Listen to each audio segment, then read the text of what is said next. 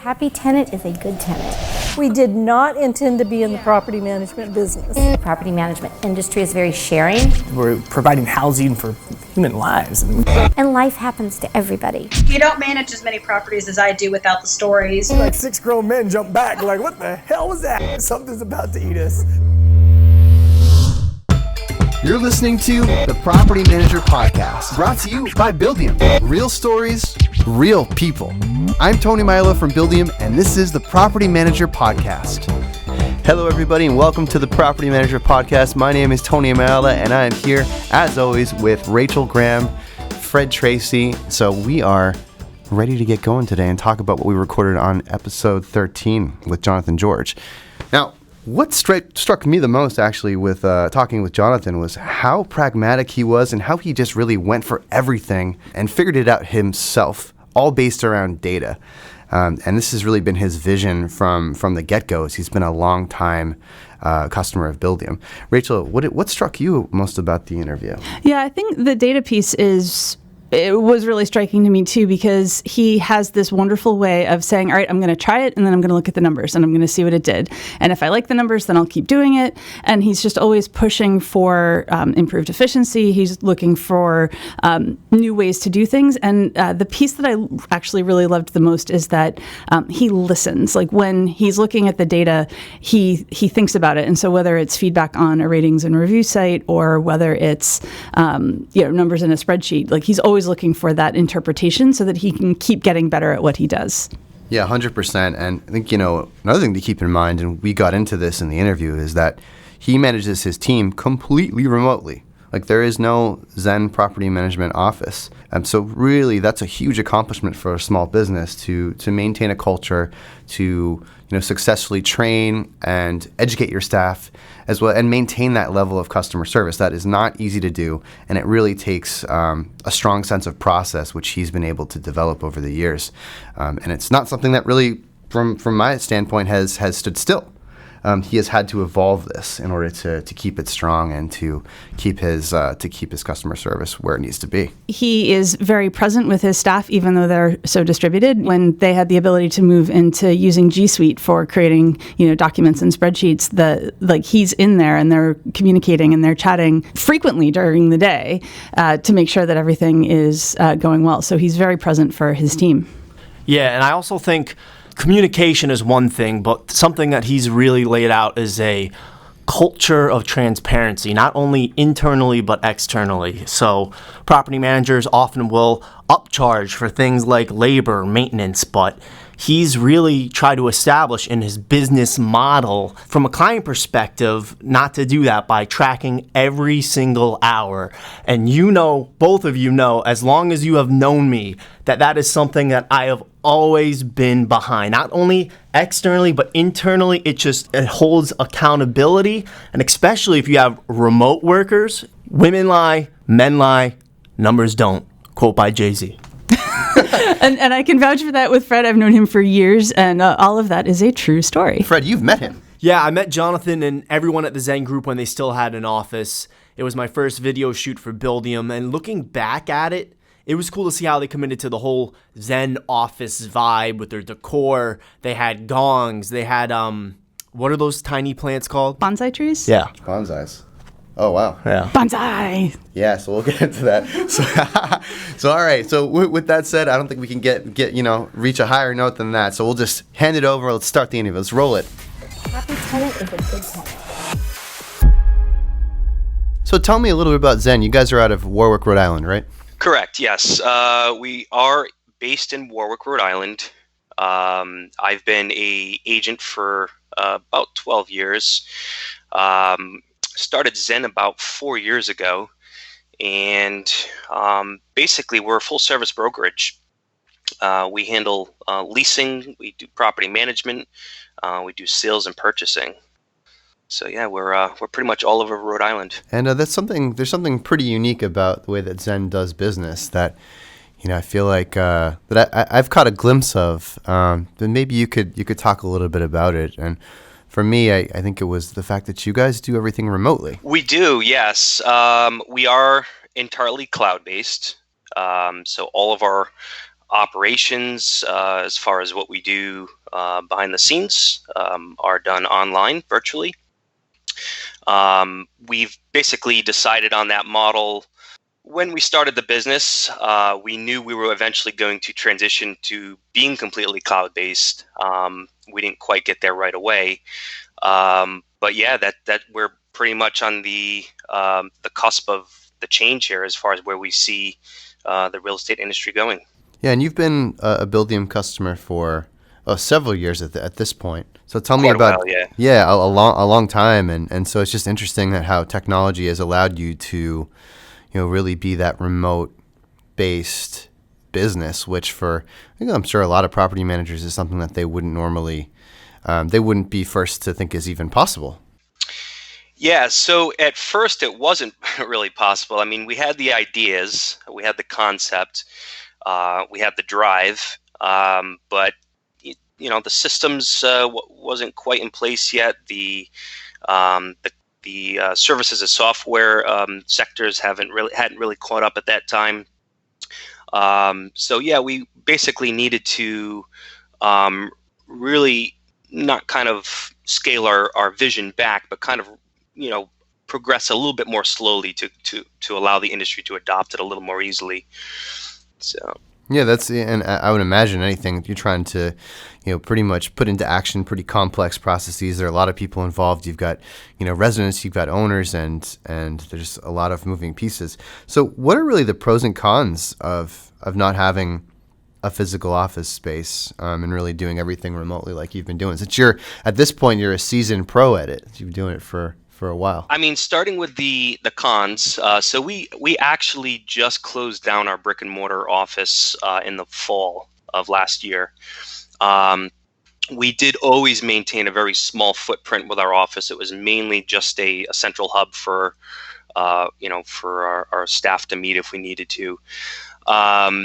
But, as time went on, we realized even though we were still getting folks stopping by the office, wanting to fill out lease applications and drop off rent and so forth, as time went on, and we really realized we really didn't need a physical presence.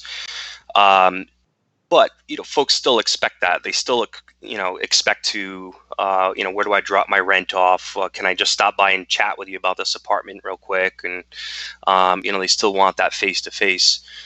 So that's been the challenge, is basically getting folks to realize the benefit that they don't have to actually get in their car and drive down just to have a simple conversation that we could probably implement more effectively online. So that's the cons. Is getting people to trust that we are a legitimate company. Sure.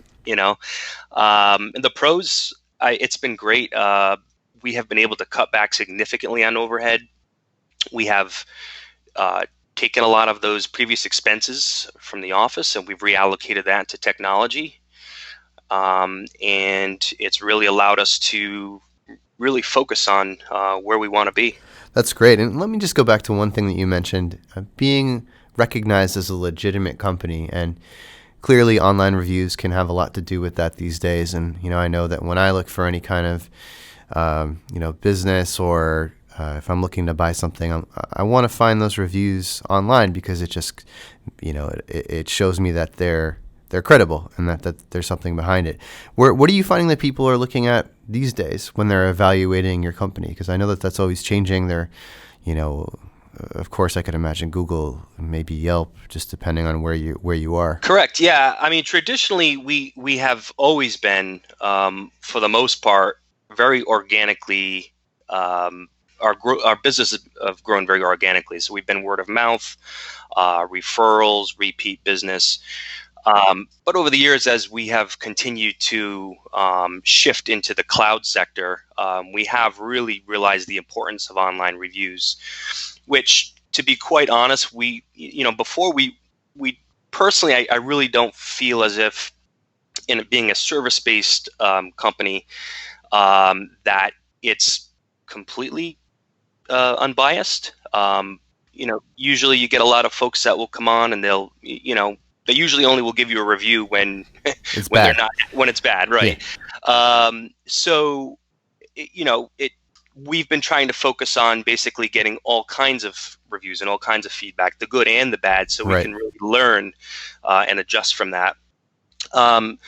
And we're not the kind of company that's going to go begging our clients for good reviews and asking our friends and family and colleagues for just to go and give us a 5-star review, because Sure, that's just not honest. it's not accurate. So so we've really just we understand the importance now of the online presence as being a cloud-based company, and we're just trying to reestablish and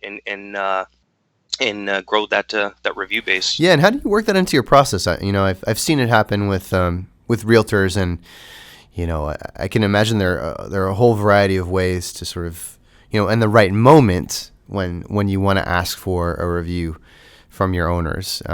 Hey, how do you generally go about that and look to do it in a professional, unbiased way? Yeah, so it's really just about just being honest and saying, hey, good, bad, and different. Your review your information is important for other folks as a cloud-based business. So, we welcome if you have criticism, we welcome you to make that public so we can have an honest discussion about that. And that's really the how we approach it. Yeah, that's cool. So another thing too that came up, and when that comes up when one thinks of a remote property management company, is maintaining the culture and making sure that you can keep your level of service up among all of the team members. So how is that something that you do? How do you do that at Zen? Like, how is that something that you keep up within the team? Yes, it's been a challenge. I will admit, being cloud-based without an actual office. I mean, previously when we had the brick and mortar office, it was nice because we would be able to kind of collaborate in the morning on what was going on for the day's maintenance. Talk about some vacancies that might be coming up, but now we utilize a lot of strong communication tools. We are G Suite users, so we have a lot of chats throughout the day. We're always in contact with each other. Sure. We do video calls, a few times a day. So it's really, I think one, it's maintaining strong communication with the team members, and two, it's also letting folks know, hey, just because things may be quiet a little bit, you work from home. We're here to help. If you need help with something, reach out. Let's solve the problems together. And that's really been important in establishing a strong culture here at Zen. Yeah, definitely. So that, to reiterate, just having a strong suite of tech tools that you use to communicate, and then also just keeping up that consultative approach, right, and having that open door kind of policy to make sure that communications is actually flowing. It makes a lot of sense. Exactly. Yeah, absolutely. And we do have a lot of checks and balances in place. Also, that being remote, it allows us to make sure that we are doing things correctly and efficiently and in a timely manner. So that's, again, where the technology does help quite a bit. Yes, this is the perfect segue into the next thing I wanted to talk about, which I know that you are a data nerd. And, of course, you've been using property management software for a long time. You use all types of different software and technology to help you manage this remote team and keep a cohesive culture. But I'm curious what you've been looking at recently with your tech stack, and how to really improve that to automate and make communication even better and make your processes even better. Yeah, it's a constant process. I personally don't have any actual educational experience in technology. It's basically just been something that has been organically part of my life. With the tech stack, it's been a challenge over the years. Originally, when we decided to become cloud-based, we had the concept that, okay, let's do this. Let's make everything online and have everything connect and flow. And in reality, we quickly realized that, on a small company budget and staff, it's just not possible to have your own perfect customized product. Of course. infrastructure. So basically, we're just constantly looking at what we're doing, what works, what doesn't work. We're evaluating, other types of platforms out there, seeing what plays nice, and keeping track of that. So we have pretty detailed notes on our workflows and our processes, and we may get very far into a process and realize, okay, well, this works up to this point, but it doesn't allow us to cross to the next threshold. So then we either need to backpedal or look for a new bridge to be able to get to the next level. Sure. So, Yeah, sure. And what processes specifically, like, do you find that you are looking to improve, or in order to make better decisions with the data that you collect? Like, what are you finding is a challenge or is working well? Yeah, I mean, it's it all does come down to the data. That it's the data comes in, the data gets processed, the data goes out. You can apply that to anything. So you can apply that to communications. So communications is a huge challenge. Because there's so many ways for people to be able to reach out to us. We need to make it effective for both parties, for us processing and for them reaching out. But we've found that with more and more companies offering API, and there being other bridges like Zapier, has allowed us to at least map a lot of that data and get that data to where it needs to be. So we're not constantly backpedaling and doing things twice and constantly rechecking what we're doing. Yeah, that's great. Yeah, and Zapier, for those of you, Zapier, yeah. Zapier, you say Zapier, I say Zapier. For those of you who haven't heard of it, is actually a really interesting piece of technology that connects different apps. So you're able to connect workflows from one API to the next in your own customized way. So if, for example, you got an email to your Gmail account with a certain keyword in it, that might trigger Zapier to maybe download the attachment and then put it into a specific folder and then ping you in another app.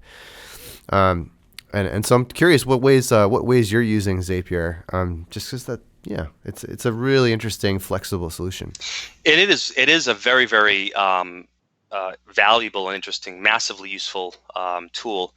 I mean, one example, just off the top of my head here, maybe not specifically related to property management, but on our website we have an offer to purchase. So if somebody wants to purchase a property, one of our properties for sale, they can go right on our site. They could submit a form with all their details, and that then puts into motion a set of triggers, which comes through to our CRM. This is all through Zapier. Comes right through to our CRM, sets up an alert for whichever, whoever owns that listing, whichever agent it is. They can get all the agent's details and all the details of the offer right in the CRM, and then be able to quickly get that information over to the client for review. And then following back up on any counter offers, it's already in the system, so we're not having to spend the time entering all the data over again. So it's just one small example of how it's working smarter, not harder, to get the same result. Yeah, that sounds awesome. And so along those same lines, can you sort of name any wins that technology like the one we're describing, Zapier has helped you sort of optimize and win on a process where in the past you really haven't been able to? Yeah, not so much with the Zapier. The APIs, I guess for us the biggest win for 2019 so far has been restructuring our property management fee structure, our model. So traditionally, and we've been a party to this also.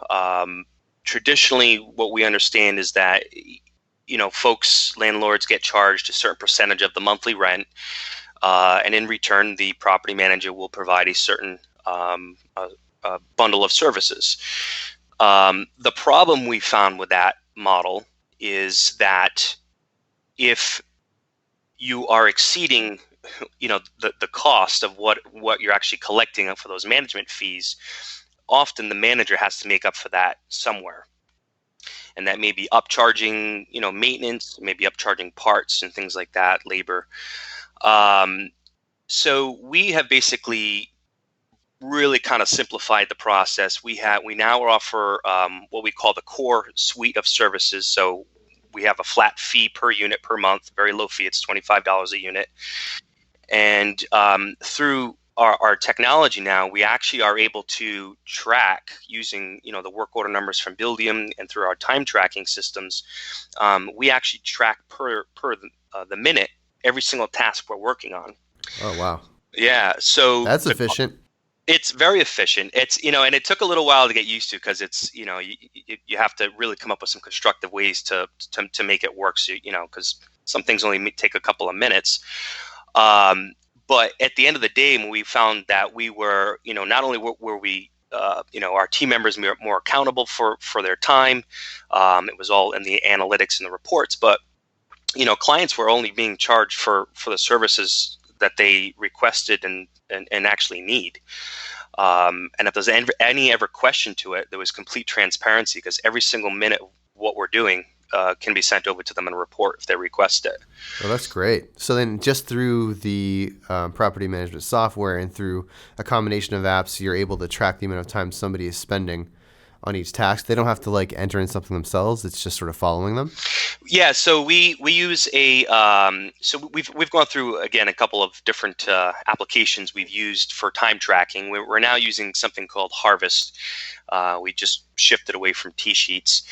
And Harvest allows us, basically what we do is we'll take the work order numbers from Buildium, and we'll put those into kind of like a job or a client into Harvest. Mm-hmm. And every day when we go in and we're working on, let's say we go through our workflow, we have to work on a lease agreement. We'll just clock into the lease.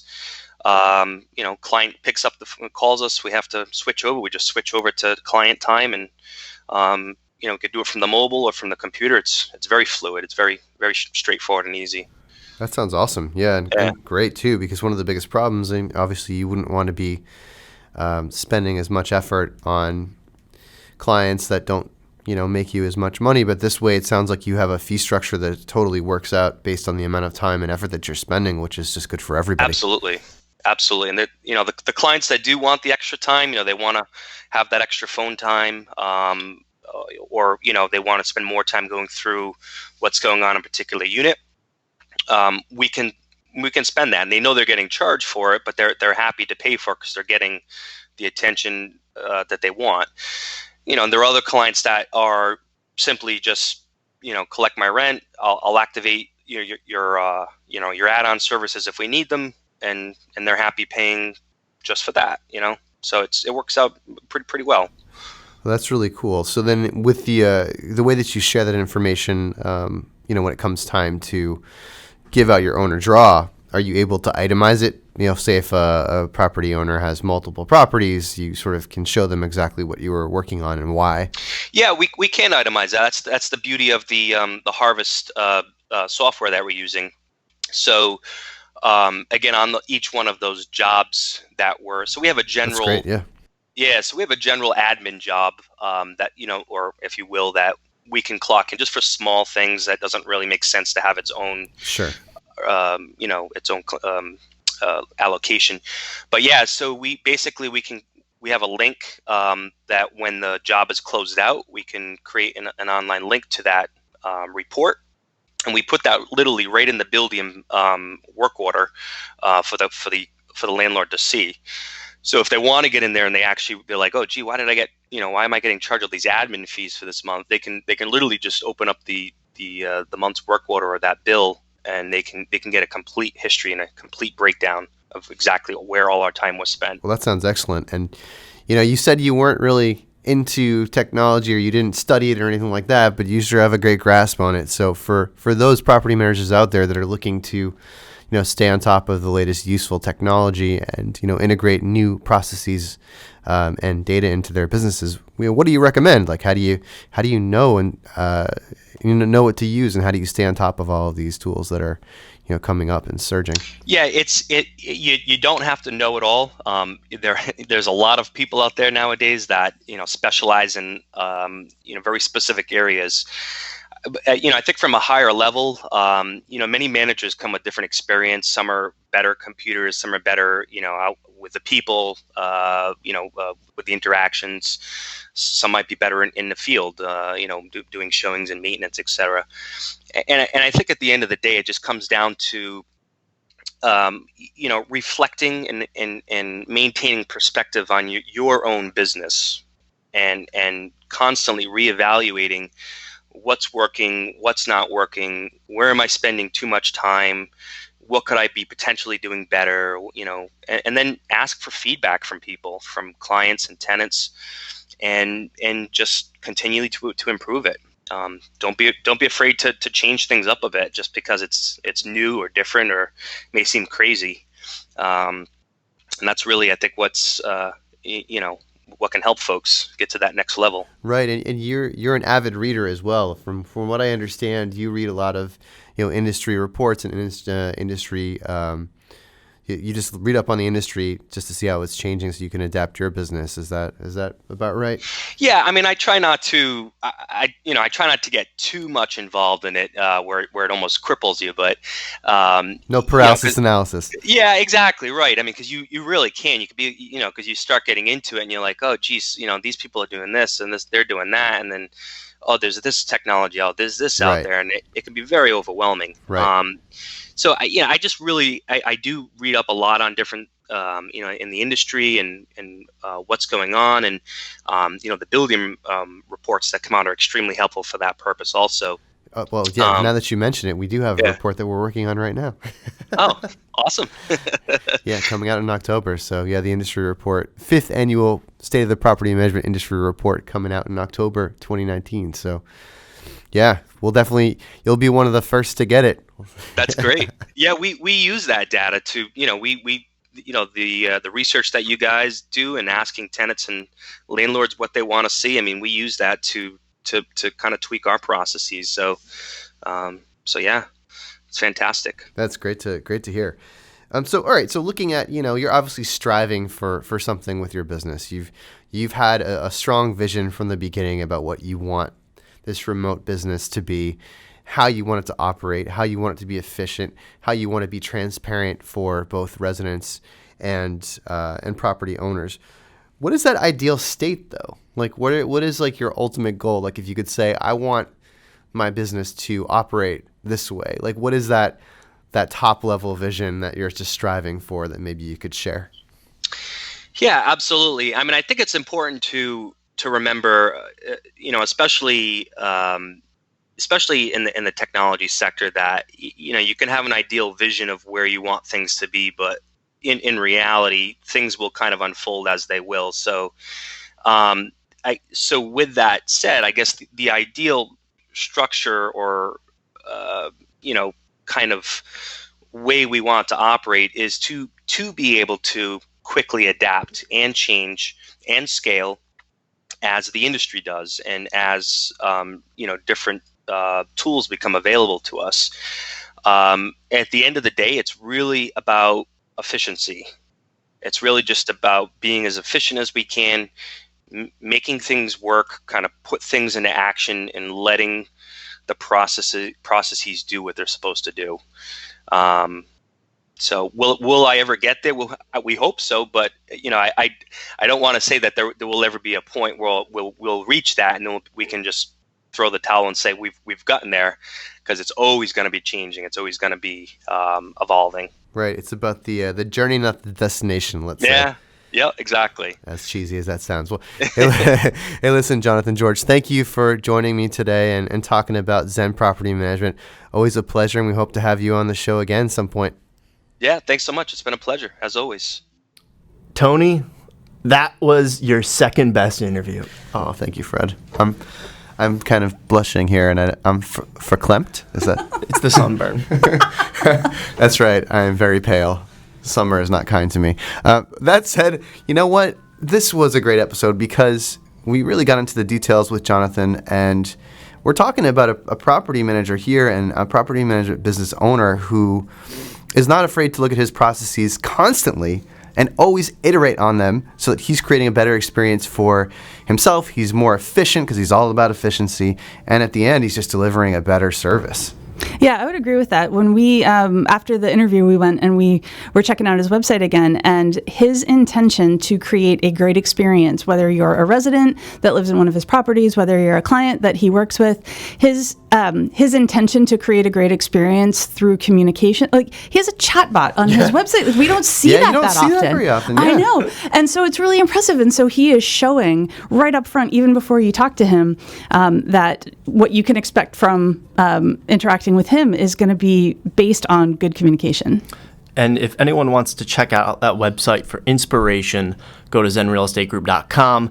Everything from the navigation bar to the way that you can submit schedule to have an appointment, everything is so well thought out. Check it out. It's beautiful. I almost shed a tear looking at it. Well, that said, that was an awesome interview, and I'm sure we'll have Jonathan back on the show soon.